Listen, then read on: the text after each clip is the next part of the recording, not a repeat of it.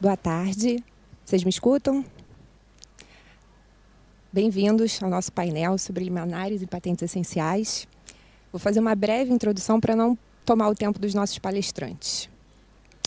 Os números revelam que a titularidade de patentes essenciais tem se tornado um negócio atraente. Estima-se que em 2021 as receitas envolvendo royalties advindos de negociações nesse setor tenham ultrapassado 20 bilhões de dólares. O cenário jurídico acompanhou a evolução da tecnologia. Até o ano 2000, as empresas que participavam das discussões eram as grandes implementadoras, que entre si passaram a estabelecer os critérios de negociação dos royalties, envolvendo as ditas patentes essenciais. Com a chegada em massa dos smartphones e tecnologias de acessórios no mercado, a partir do ano de 2011, notou-se um crescimento da participação de outros players, as entidades não praticantes, ou também chamadas Patent Assertion Entities, titulares das patentes que implementavam a tecnologia. No Brasil, a discussão já atingiu o judiciário e o número de ações vem crescendo exponencialmente. De um lado, as titulares das chamadas patentes essenciais que clamam por liminares, invocando a LPI e os outros dispositivos legais. Do outro, estão as empresas que implementam o padrão tecnológico ou parte dele e se tornam frequentemente alvo de liminares concedidas em caráter ex parte, ou seja, antes de serem ouvidos. Como resposta a esse cenário efervescente no Brasil e no mundo, nós convidamos 2 advogados especialistas na área para debater o cenário das liminares no Brasil e nos Estados Unidos.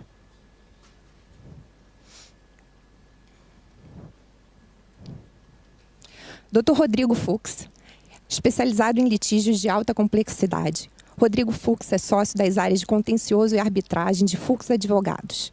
Doutor, mestre em Direito Processual pela Universidade do Estado do Rio de Janeiro. Professor do IBMEC. Professor convidado de pós-graduação estrito centro da Universidade do Estado do Rio de Janeiro, UERJ, e da Escola de Magistratura.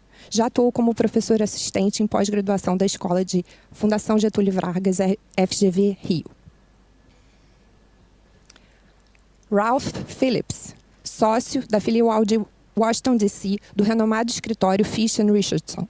Ralph é bacharel em engenharia pela Universidade Estadual da Pensilvânia, mestre em engenharia pela Universidade Estadual da Carolina do Norte e recebeu o seu título de doutor em Direito pela Faculdade de Direito da Universidade da Pensilvânia. Representa uma clientela variada em casos de litígios de patentes e os casos envolvem uma ampla gama de tecnologias da área de telecom. Então, para iniciar o nosso painel, eu convido o Dr. Rodrigo Fux.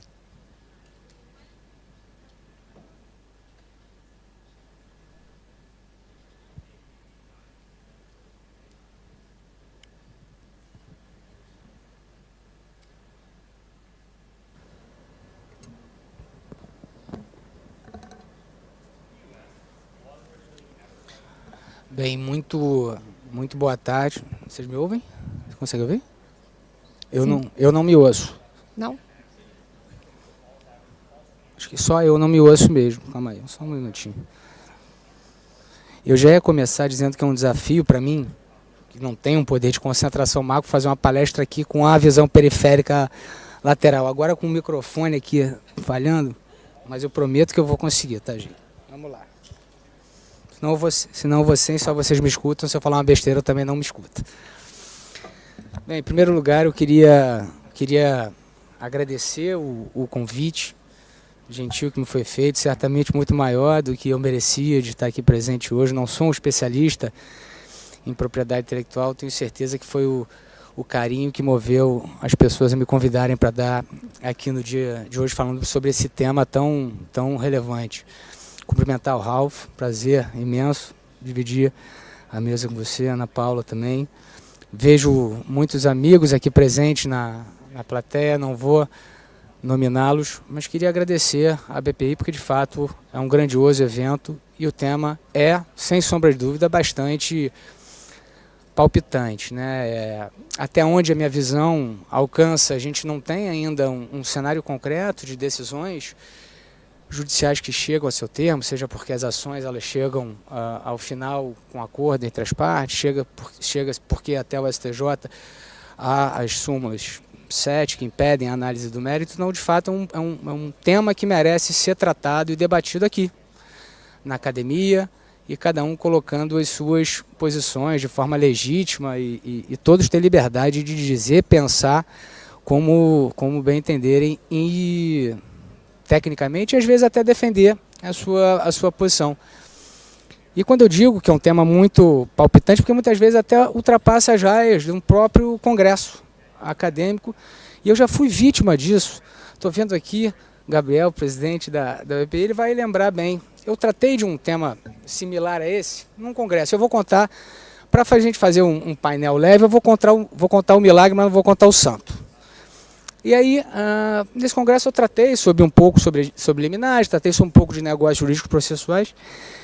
E ao final, assim, eu vi que em determinado momento parte da plateia ficou muito inquieta.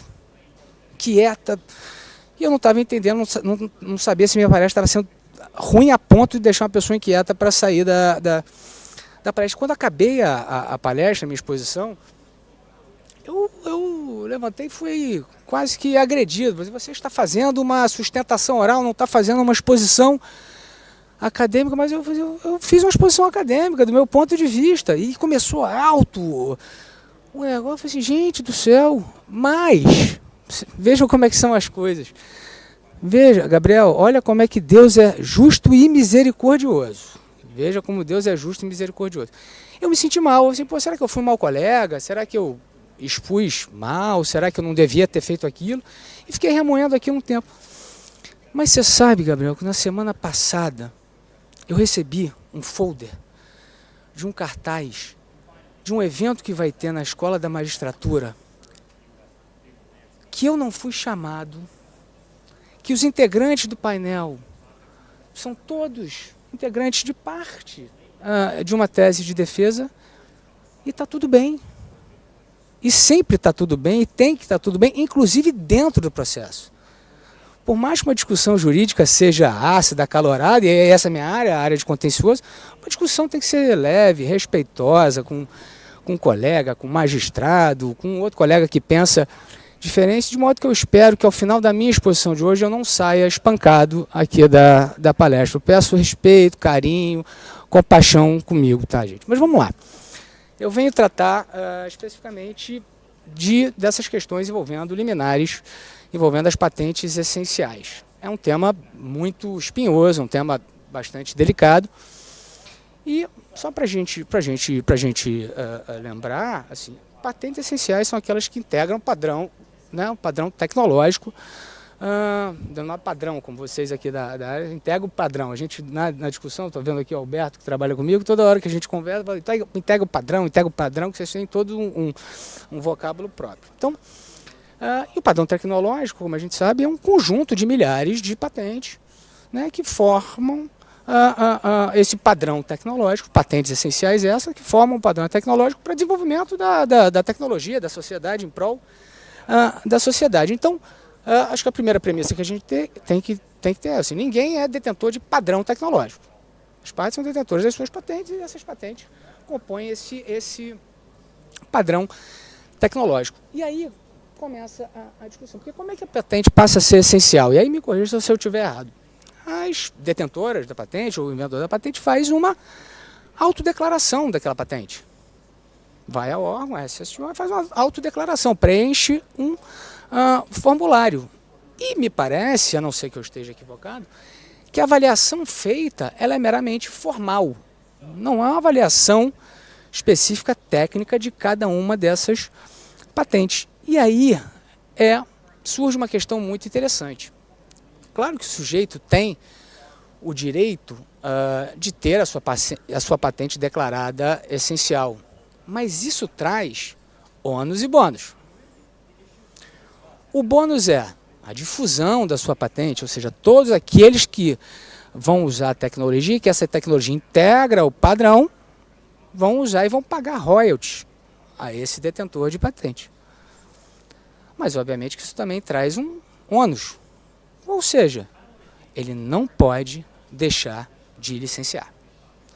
Uma vez que a patente é autodeclarada e validada como patente essencial, ele não pode deixar de licenciar. E essa é uma premissa muito importante para fins da nossa discussão processual. Então, como é que se dá esse licenciamento, como vocês sabem? esse licenciamento, esse pagamento de royalties deve ser cobrado em determinados termos friend, né? Não discriminatórios, justos, né? Só que surge um novo problema. O que são termos friend? O que significa termos friend? Estou vendo o doutor aqui, Marcelo Mazzola, meu querido amigo, querido irmão.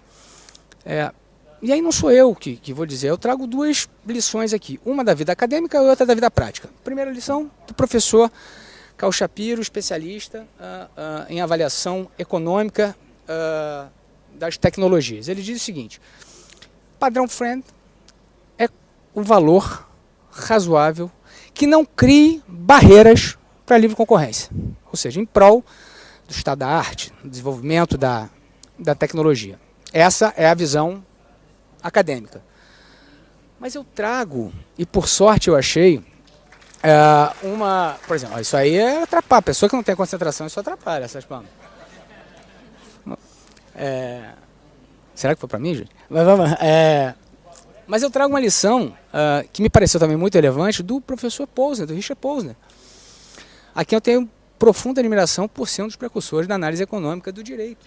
Escola de Chicago, Escola de Harvard, e mais do que isso, ele não só é um acadêmico de escola, como ele foi juiz, foi Chief Justice, juiz por 30 anos, e ele julgou um caso. O caso Apple e Next Software versus Motorola. E ele traz um critério muito interessante. Qual o critério de termos friend na visão do professor Posner? O critério ex ante, o valor intrínseco daquela patente. O que significa isso? Que o valor daquela patente deve ser considerado antes de integrar o padrão tecnológico. Porque aí sim a gente consegue entender o que é uma patente a termos friend. Por que isso? Porque depois que ela integra o padrão tecnológico, as discussões começam a surgir e o poder de barganha, ele quase desaparece. Porque obviamente que a parte que vai ter a sua patente integrada ao padrão vai falar, olha, a minha patente ela é essencial ao padrão, então o valor dela é incomensurável. Então essa é a primeira, a visão acadêmica, e a visão prática, no caso, que me pareceu bastante relevante. Só que, como eu disse para vocês, há até parâmetros, salvo o melhor juízo das SSOs, sobre o que seria termos friend, de que maneira a gente poderia parametrizar esses valores e chegar a uma conclusão. Só que os parâmetros também impostos erigidos pelas SSOs, eles não vinculam. E aí começa o problema. Por quê? Numa lógica global, até onde me consta, as empresas, de uma maneira geral, elas negociam pacotes, portfólios de patente. Milhares, dezenas de milhares de patentes. E por que isso? E há uma razão econômica para isso. Redução de custos de transação.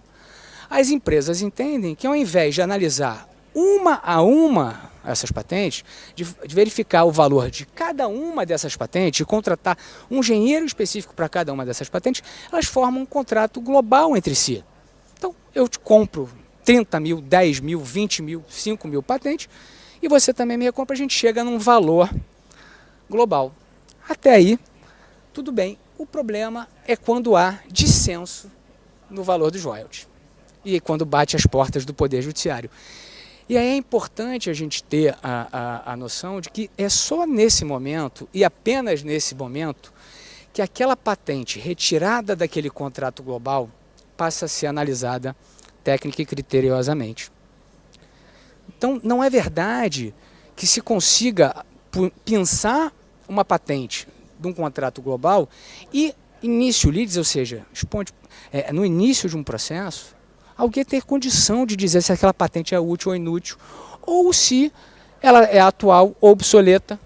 Não se sabe, porque você compra um pacote de patente, você compra um portfólio de patente. E aí você chega, aí você tem um dissenso com relação a esses termos, você bate as portas do Poder Judiciário e pede uma tutela inibitória. Só que a tutela inibitória, ela pode inviabilizar a própria comercialização daquele produto. Porque se integra o padrão, como é que fica? Então a gente dá uma tutela inibitória e te impede de usar aquela patente que integra o padrão, mas obviamente, se ela integra o padrão, eu não posso usar, eu não posso fabricar, não posso vender, o que não faz o menor sentido do seu ponto de vista global, nem de boa fé de cooperação comercial entre as partes, tampouco na lógica contenciosa. E aí, na minha visão, a partir do momento que esse problema bate às portas do Poder Judiciário, a autodeclaração da patente essencial perde a sua força. E nesse momento entra em campo a necessidade de um exame técnico equidistante.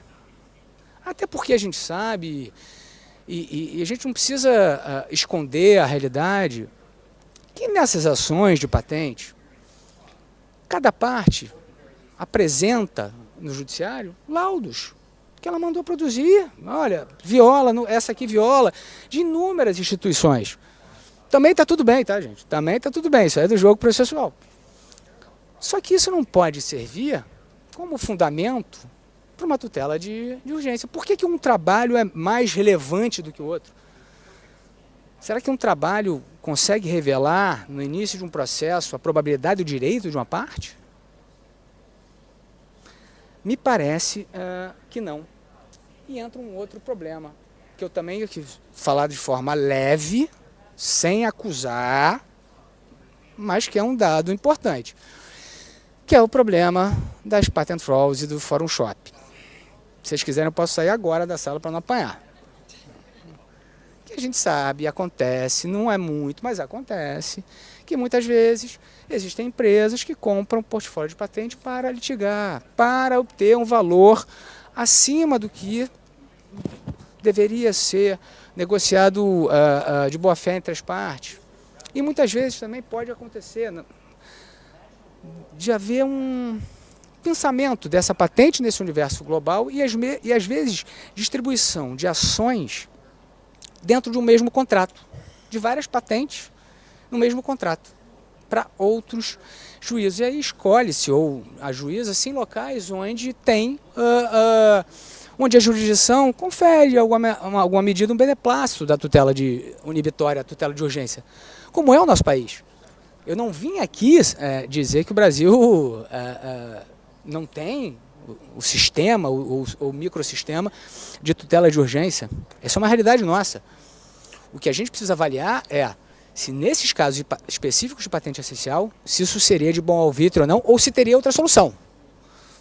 Se existem outras soluções para esse problema em nome da credibilidade do Brasil, em nome da credibilidade do mercado, em nome do Risco Brasil, das empresas que querem investir aqui, de fazer prevalecer um acordo global de boa-fé entre as partes. É isso que eu quero, ao final, concluir.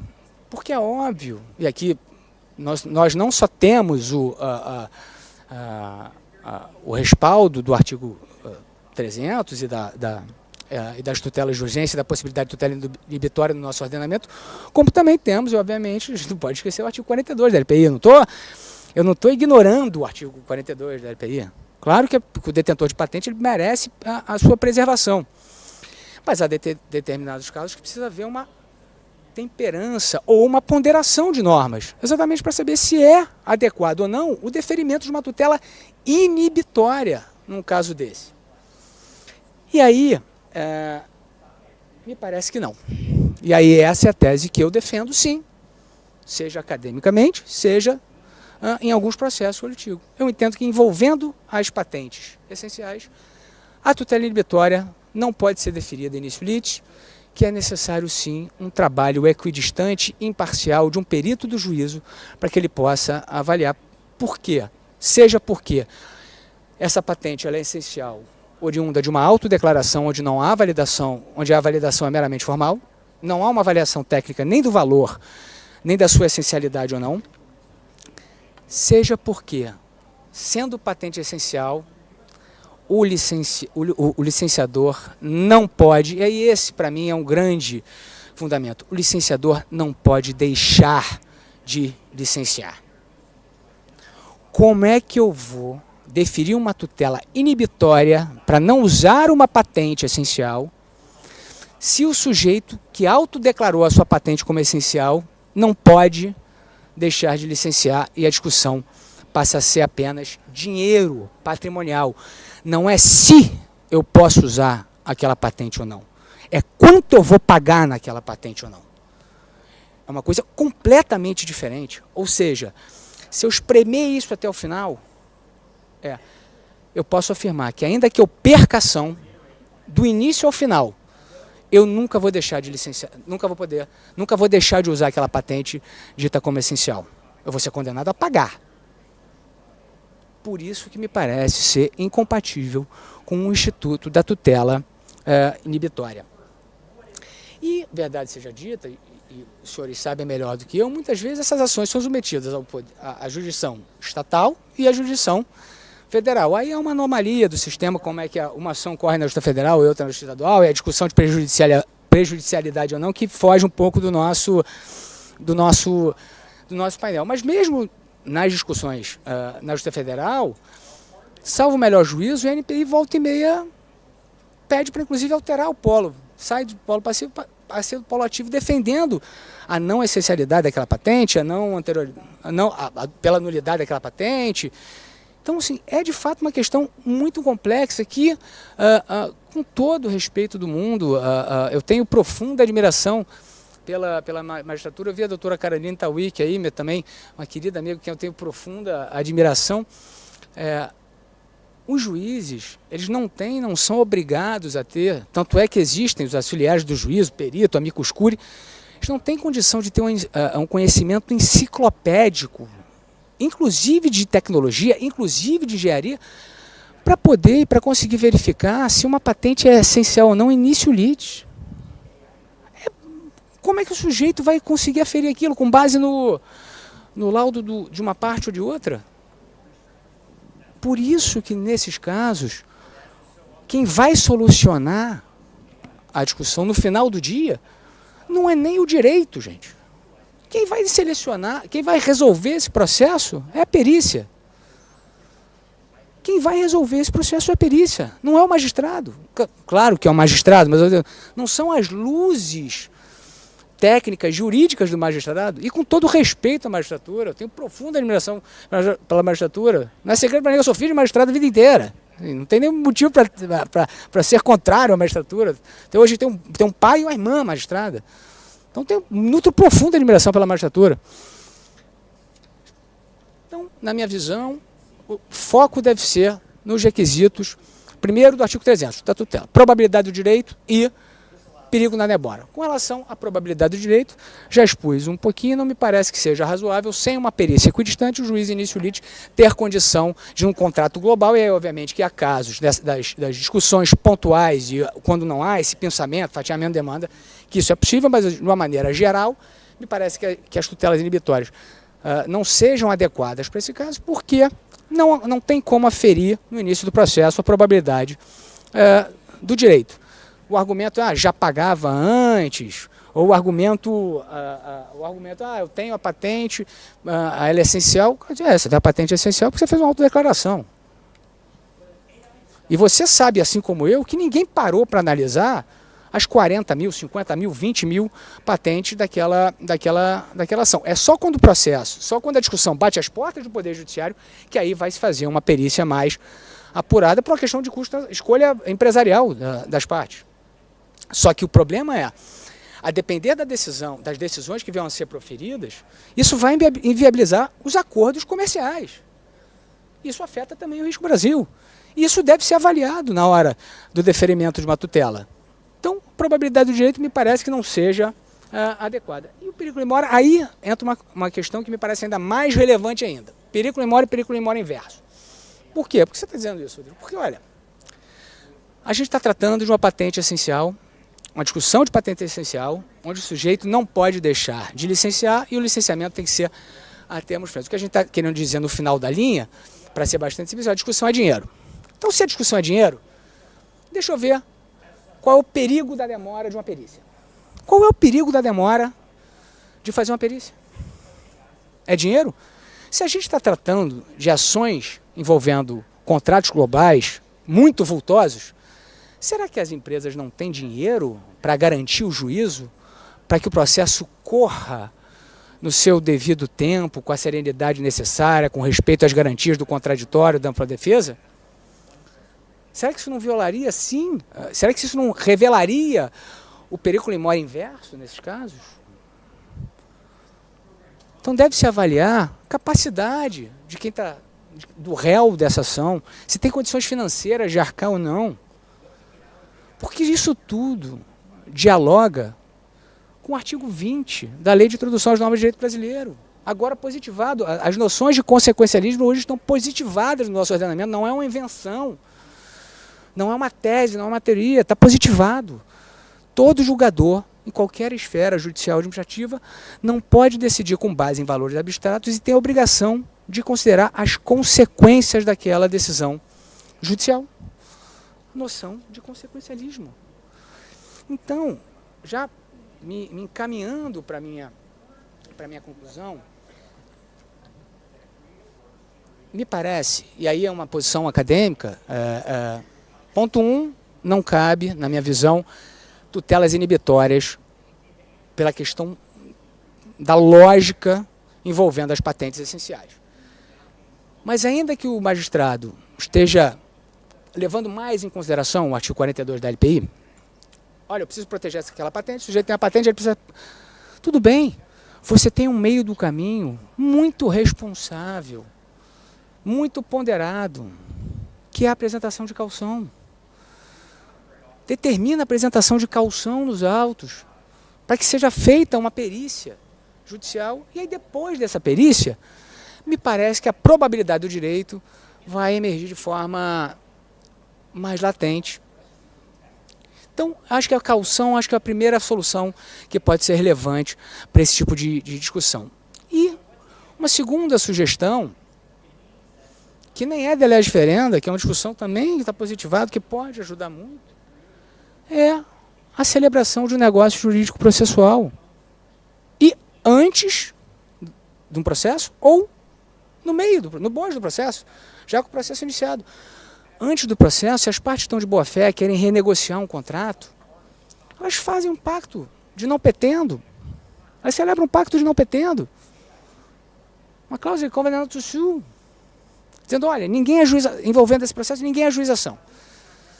Vamos combinar aqui, dentro do nosso contrato, uma forma de resolver isso sem precisar bater as portas do Poder Judiciário. A gente tem que ser juiz dos nossos próprios destinos e desígnios.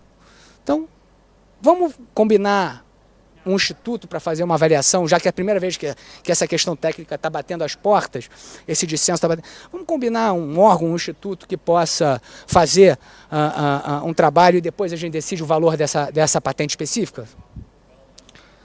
E, no bojo do processo, um processo já existente, por que não uma convenção processual entre os advogados de boa-fé, até mesmo para a perícia expedita?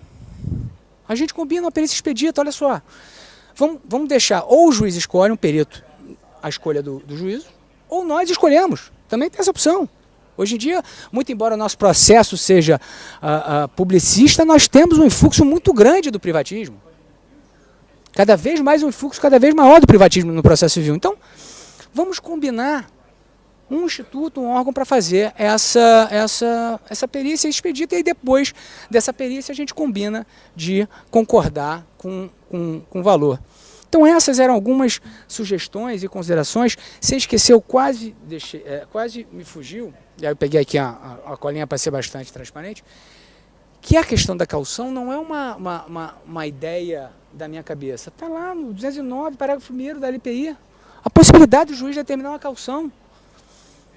Então me parece que as relações devem ser leves entre as partes, entre os litigantes e entre os celebrantes daquele negócio jurídico. E eu acho que a gente vive cada vez mais na era do diálogo e não do duelo.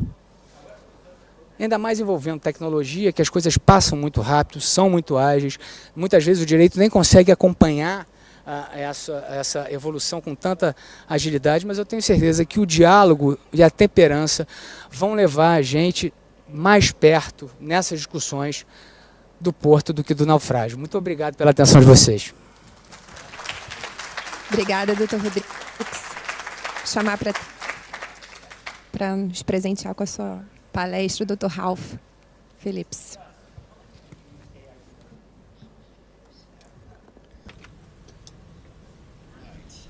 Muito bem. Todos me ouvem? Obrigado, Rodrigo, Ana Paula. Boa tarde a todos. Ana Paula já disse, eu sou Ralph Phillips, eu sou um advogado, me especializo em leis de PI.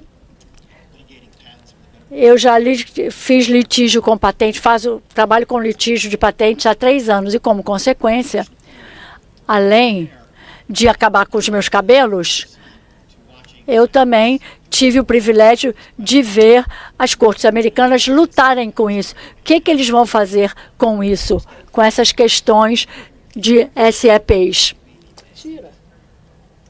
Tira o fone.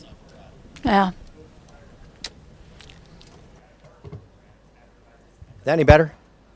Tá melhor?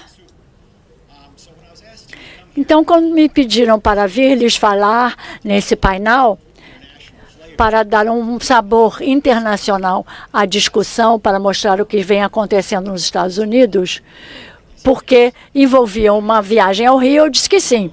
E aqui estou. Então, sem mais delongas, eu quero passar meus slides. Alguém pode passar aqui os slides, por favor? Isso. Está aí.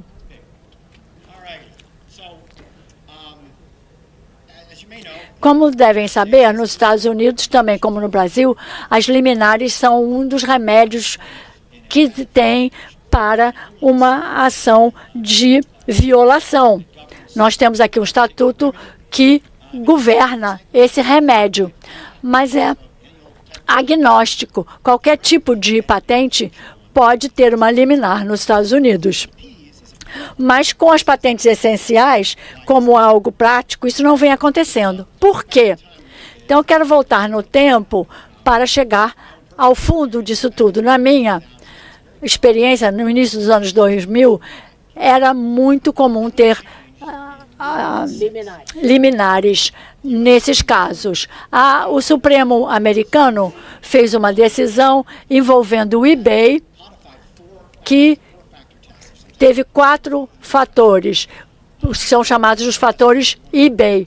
Qualquer corte americana tinha que pensar nisso antes de fazer uma liminar. As 2 primeiras é onde acontece a ação e é o que é mais interessante para a nossa discussão. A primeira é uma injúria irreparável, que o Rodrigo também mencionou. O segundo fator é prova de danos monetários inadequados para compensar. Esses 2 fatores reduziram o número de liminares, em geral, nos Estados Unidos, depois do ano de 2006. Por causa disso, quando aplicando esses 2 fatores, as cortes estão vendo a junção desses 2 fatores. E será que ele demonstrou que o dinheiro não é suficiente? Essa transação não é um remédio?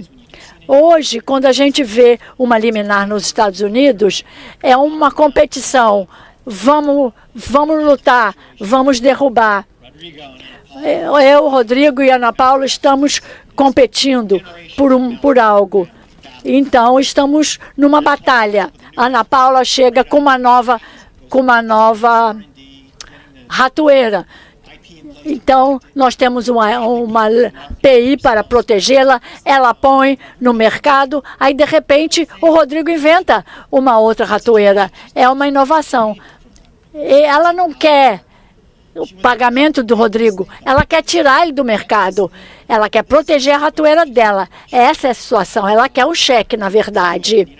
Nos Estados Unidos, esses são os casos que a gente vê em liminares. Do outro lado, as cortes também procuram plaintiff. Talvez isso possa fazer, mas há um número. Mas o que se vê é se ele tem um histórico de licenciamento daquela patente. O requerente, se ele tem o direito. O que é especial nesse caso? É algo que os tribunais nos Estados Unidos examinam. Isso nos traz as patentes essenciais. Como muitos aqui sabem, como parte de declarar uma patente essencial para um padrão, o detentor da patente está dizendo que vai oferecer termos de justiça e não discriminação. Então, nós vemos ali iluminada essas frases. Isso no contexto americano, isso acontece naquele caso da eBay. Nenhum caso nos Estados Unidos surgiu que diz, não, se você está usando a patente essencial, você não pode ter uma liminar. Mas, definitivamente, eles viram que há uma tensão. Um dos casos mais famosos da decisão foi do Circuito Federal, que é a Corte de Apelação americana. Em 2014, a Corte viu que uma patente pode ter dificuldade em estabelecer um mal irreparável.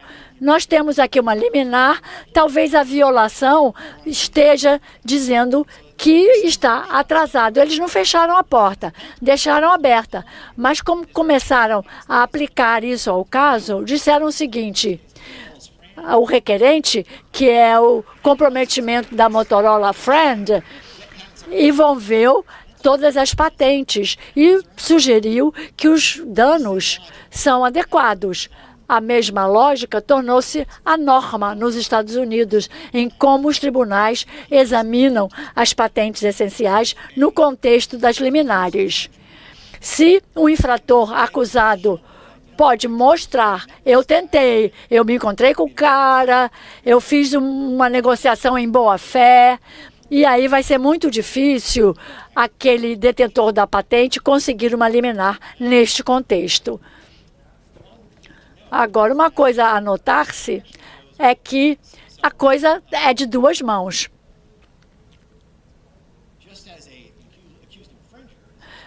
Como o infrator acusado tem que fazer um esforço para entrar numa negociação friend, o detentor da patente essencial também, antes de puxar a arma e pedir uma liminar, ele tem que tentar negociar. Esse é um outro caso entre a Microsoft e a Motorola.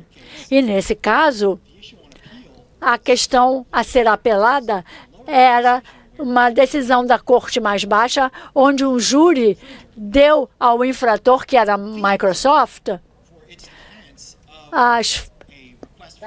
o dinheiro para pagar o caso judicial. E essa decisão, a Corte de Apelação, focou-se em duas coisas. Primeiro, disseram que aquelas taxas a serem pagas é que a Motorola estava querendo mais do que seria o justo, os termos friend. E também o tempo. A Motorola teve uma liminar logo depois, teve uma janela de 20 dias para a resposta e no dia 21 começou a liminar. O tribunal examinou a totalidade do caso e disse que o júri não podia chegar a essa conclusão. A Motorola não se engajou numa negociação, eles só ticaram algumas caixas para entrar com uma liminar. Então, falamos do friend, de como usar os termos da friend. E o que é um termo friend? É uma outra coisa que os tribunais americanos vêm lutando. Como diferente das liminares, porque há outras incisões nas cortes de apelação, há outras questões. A questão do que é uma friend, um termo friend, aparece constantemente nos Estados Unidos, porque o prêmio em dinheiro monetário é um outro remédio nos Estados Unidos. E nos Estados Unidos, você pode ter um royalty razoável para ser usado. Não é para mudar de assunto, mas isso, na verdade, isso como se aplica nos Estados Unidos, é que os tribunais americanos têm que fazer uma negociação hipotética. O tribunal se coloca no lugar do infrator e do detentor da patente e imaginar, em vez deles estarem brigando, eles vão sentar-se e negociar e chegar a um acordo. Como seria esse acordo? No contexto friend, é claro, na patentes essenciais também. Ao decidir os danos em todos esses casos de patentes essenciais, passando pelos tribunais americanos, são determinações FRAND como parte de danos. Vocês podem pensar, bom, então vocês resolveram tudo. Vocês têm algum teste, isso é FRAND, isso não é FRAND.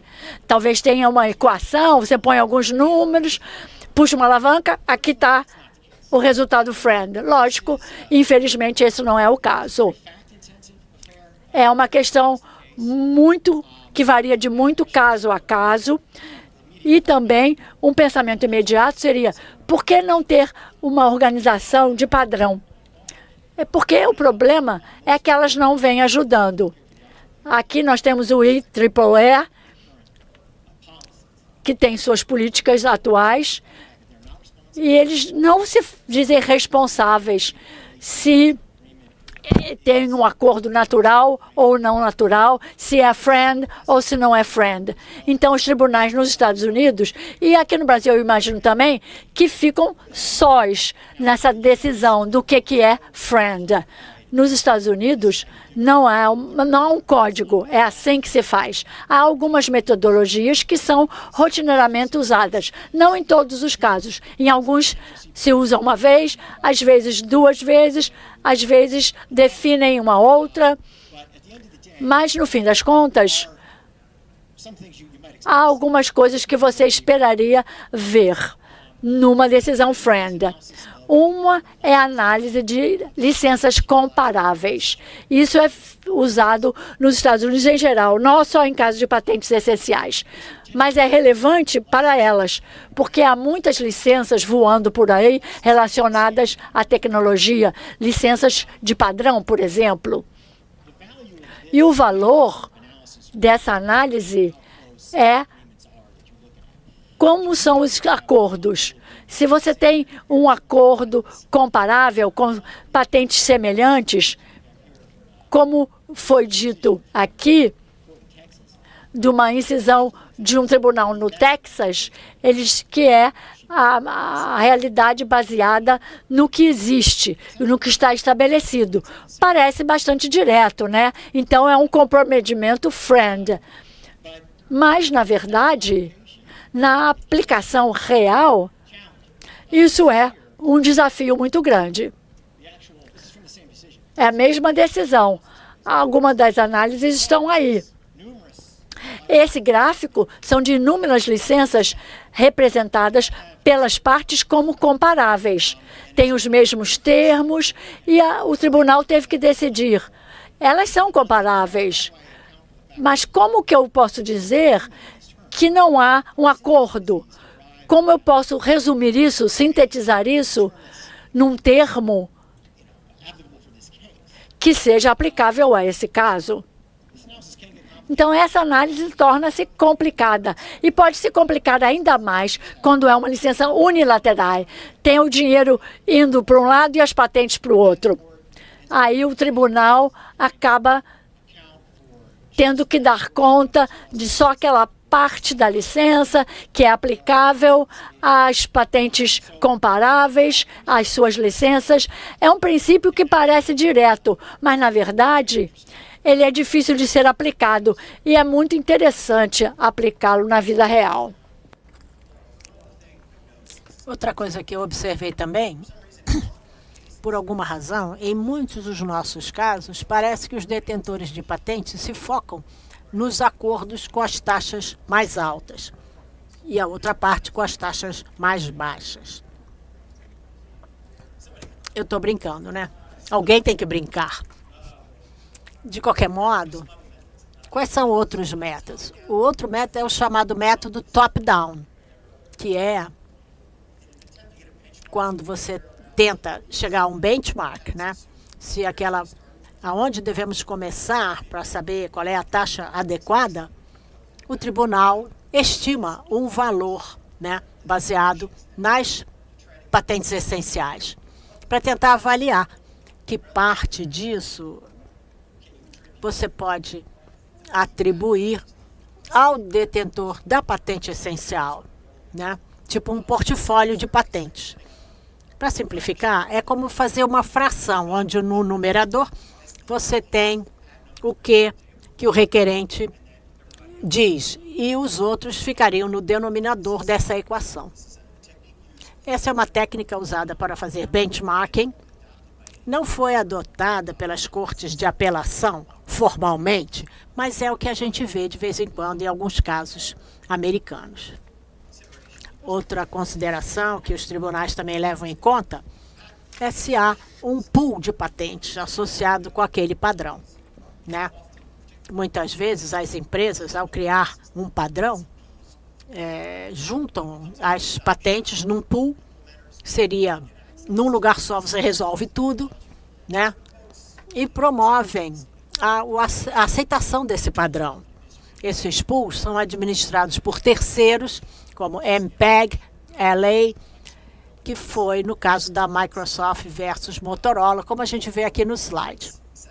Essas taxas estabelecidas por esses pools têm a ver com as licenças comparadas, né? Essas taxas são um bom princípio para o tribunal, né? No caso de existirem. O que se observa, e isso se relaciona aos pools e às outras técnicas que eu falei, o primeiro passo no processo é estabelecer esse benchmark. Uma vez feito isso, o tribunal tem que pensar numa determinada situação, como é que eles vão se empilhando em relação a outras patentes naquele pool ou em outras licenças. O tribunal se pergunta se a Motorola tentou dizer que as suas patentes são melhores do que as patentes médias daquele pool. Aqui acharam que não, né? Então puderam usar essa taxa dentro daquele pool com pequenos ajustes.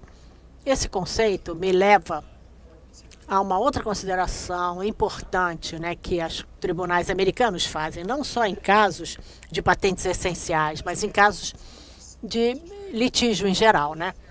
Os tribunais tentam saber qual porção do valor daquele produto é atribuível à invenção da patente, né?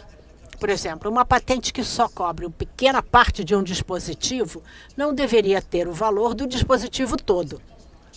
Isso se torna capcioso quando você vem para as patentes essenciais. Primeiro, temos que levar em conta a mesma coisa, que é quanto do valor dessa invenção é por causa da sua novidade ou da nova tecnologia, né, que apresenta. Há muitas outras coisas que não são patenteadas, né? Haverá uma pequena parte daquele padrão que agora está patenteado. Quanto de valor está ligado àquilo? O que está sendo coberto por aquela patente, né? E que outras partes fazem parte do padrão em geral, né? Quanto que a aceitação dessa nova tecnologia é novamente ligado à inovação e quanto é simplesmente o fato de que ele é necessário, já foi adotado por um padrão que todo mundo tem que seguir, todo mundo está usando.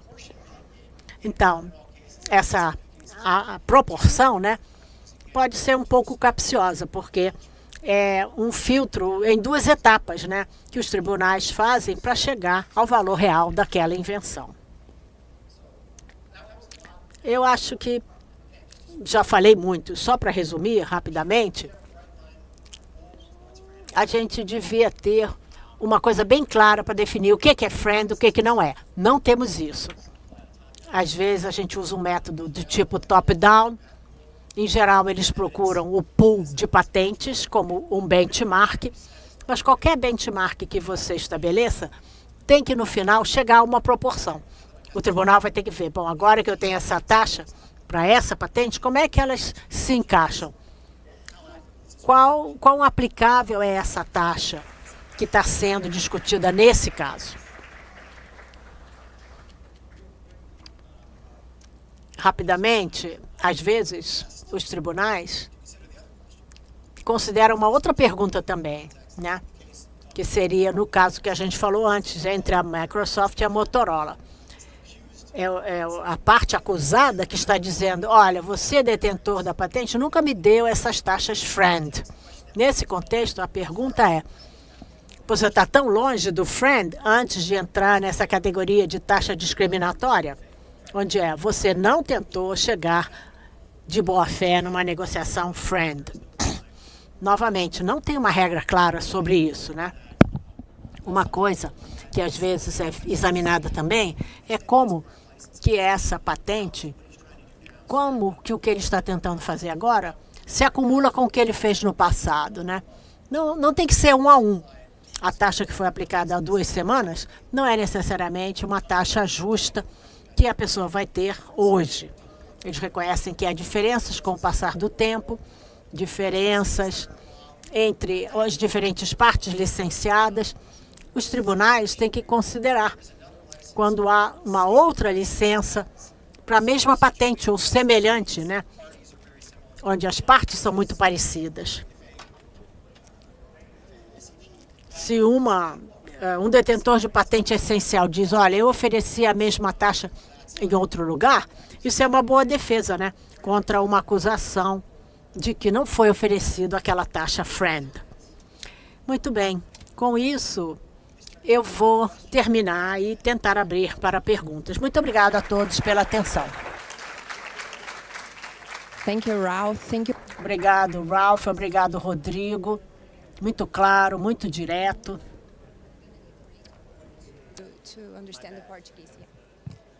Então, vamos abrir para pergunta. Já estamos no adiantado. Ok. Acho que teremos poucas perguntas. Doutor. Is it working? Doutor Luiz Henrique. Is it working? Sim. Podem me ouvir? Bom, muito obrigado pelas apresentações, Ralph e Rodrigo. Eu tenho uma pergunta para você, Ralph. Em termos de comparar as licenças ou o portfólio de licenças que o detentor da patente pode ter, em muitos casos essas licenças têm cláusulas de confidencialidade e não permitem que o tribunal ou as partes revejam as taxas e os termos. Às vezes não é só a taxa, é os termos também, que podem ser essenciais, né? Então a minha pergunta é: como que os tribunais americanos lidam com uma situação onde essas licenças têm essa cláusula de confidencialidade? Yes. Ótima pergunta. Eu acho que é uma pergunta onde há uma diferença na prática e no procedimento entre os Estados Unidos e o Brasil. Nós temos um processo chamado discovering, né? Que pode ser bastante invasivo, né? É necessário uma ordem de proteção naquele caso. Só os advogados podem ver o documento.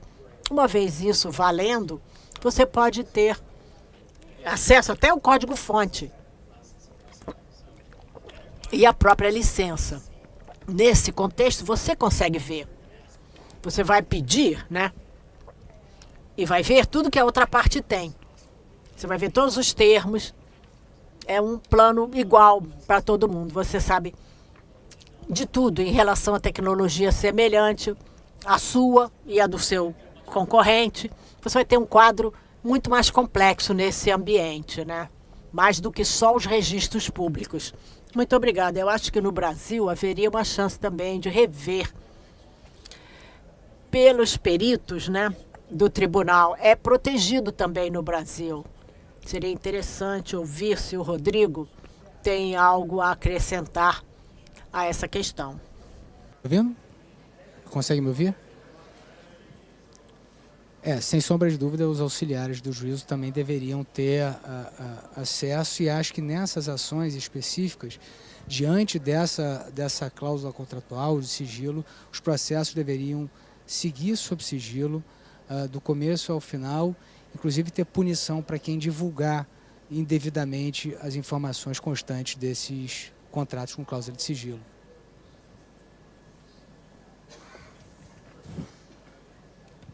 Temos mais uma pergunta. O doutor Luiz Edgar aqui levantou a mão desde o começo. Vocês se importam? Ele estava na frente aqui. Depois nós vamos tentar encaixar mais alguma. Por favor. Para não ser prejudicado na ordem.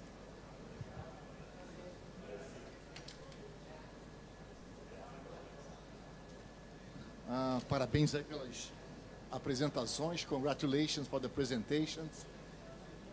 Rodrigo, eu tenho uma pergunta, na verdade, para os dois, né? A gente tem visto, olhos claros, o aumento desse tipo de ações acontecendo no Brasil e a concessão dessas liminares sem que tenha sido produzida uma prova pericial por um perito de confiança do juiz. Será, em especial no Tribunal de Justiça do Rio de Janeiro, será que isso seria um dos motivos principais desse aumento de demandas desse tipo no Brasil? Porque esse tipo de demanda no Brasil, até pouco tempo atrás, eram incomuns. E elas têm crescido a olhos vistos. E essas demandas aconteciam em outros países, de uma forma geral. São litígios globais que aconteciam. Nos Estados Unidos, na Alemanha, na Coreia, no Japão. E dificilmente chegavam ao Brasil. Hoje, elas têm crescido muito no Brasil. Será que isso poderia ser um dos motivos que tem trazido esses litígios para o Brasil e, com isso, forçar um acordo de royalties em valores maiores do que tem sido praticados nesse tipo de licenciamento? Olha o Luiz Edgar me colocando em maus lençóis aí, tá vendo? Ele quer que eu saia espancado aqui do Congresso. Eu não vou falar de caso concreto que eu atuo, mas eu vou fazer um paralelo. Vou responder fazendo um paralelo. Na minha área, assim, processo civil, a gente costuma dizer que uma dos grandes papéis do precedente é a indução de comportamento. Um grande papel do precedente judicial, e cada vez mais o Brasil adotou o sistema de precedente da common law. Nós temos um sistema nosso de precedente, mas tem origem na common law. Portanto, cada vez mais que há uma decisão judicial... Não acabei nem de responder, já aplaudiram. Você vê que coisa fantástica, né? Cada vez mais, assim, respondendo a sua pergunta objetivamente, sim, eu acho que a depender das decisões judiciais, o mercado ele caminha para um lado ou para o outro. A credibilidade do Brasil vai para um lado ou vai para o outro. Então, eu acho que essa é a ponderação, sem querer sugerir qualquer solução para o magistrado, é essa ponderação que eu conclamo todo e qualquer magistrado a fazer. Será que cabe ao Poder Judiciário intervir, ou seria de bom alvitre o Poder Judiciário intervir em relações comerciais que ultrapassam as barreiras nacionais e que são celebradas há tanto e tanto tempo? Será que é de bom alvitre o Poder Judiciário entrar no meio dessa negociação e acabar, mesmo sem querer, sendo instrumento de coação ou de negociação? Eu acho que não. Eu acho que um Poder Judiciário equidistante, que permite as partes dialogarem, é um Poder Judiciário que presta um serviço nessa luta importante que a gente precisa ter no nosso país pelo Risco Brasil e pela boa-fé contratual também, porque eu acho que isso perpassa pela boa-fé contratual. Eu volto a dizer, acho que as partes cada vez mais no Brasil e fora dele precisam saber ser juízes do seu próprio destino. Parar de levar tudo para o Poder Judiciário e ter condições de boa-fé de negociar. Então, respondendo a sua pergunta, eu acho que sim. Ainda temos tempo para uma última pergunta. Posso... Sim, a última pergunta, por favor. Posso fazer mais um comentário, uma reflexão sobre o que o senhor Rodrigo falou. Primeiro, agradecer a leveza de tratar esse tópico controverso de uma forma leve, como o senhor mesmo expôs. Realmente é um assunto que evoca algumas paixões em alguns momentos e há algumas exceções, uns excessos. Ao mesmo tempo, eu venho trabalhando há alguns anos com licenciamento de patentes essenciais e eu bem gostaria a mesma leveza e transparência, às vezes, do outro lado, do lado dos implementadores, que nem sempre acontece. Então, às vezes há uma premissa na argumentação dos senhores de que a outra parte que está negociando, a parte dos implementadores que tem negociado, sempre age de boa-fé e há uma tentativa de negociação de boa-fé. Quando em muitos casos existe o fenômeno do holdout, os senhores já devem ter ouvido falar, onde há uma tentativa constante em atrasar ao máximo ou se evitar o pagamento de licenças em produtos que já têm sido infringido patentes, como na tentativa de trazer à mesa o detentor de SCPs para uma negociação numa posição mais desconfortável, onde você não quer que atrase e acaba sendo forçado ou coagido a ceder a valores que também não são fronts, né? Então, assim, a transparência também do senhor em ter colocado que foi apresentada aqui a defesa de um lado, né, o lado basicamente dos implementadores, mas que também tem essa outra questão de proteção da propriedade intelectual daqueles detentores e dizer também que há algum tipo de evidência, né, quando é colocado uma liminar no Brasil e em outros lugares, né, antes de se chegar ao litígio, também às vezes há uma impressão no discurso de que o litígio é algo que a empresa toma como uma primeira ação. Mas há uma longa negociação, há longas tentativas de expor esses claim shorts, que os senhores apresentaram alguns exemplos também, onde há uma tentativa de explicar por que uma patente realmente é essencial e as outras partes têm todo o direito de questionar. Há uma discussão sobre o assunto para compreender o valor dos portfólios, né, de ambas as partes. Então, eu queria só deixar essa reflexão também, que existe um outro lado dessa equação, né? Mas eu também concordo que o assunto tem que ser tratado com leveza, principalmente um assunto controverso como esse, onde a gente tenta construir aí pelo menos ouvir as partes, né, e tentar conviver em harmonia. Obrigada. Eu que agradeço a leveza da colocação. Sim, foi mesmo. Muito melhor do que apanhar, não é mesmo? Muito bom o diálogo. Eu acho que podemos considerar o painel encerrado pelo avançado da hora. Muito obrigada pela presença de todos e pelo ambiente amigável.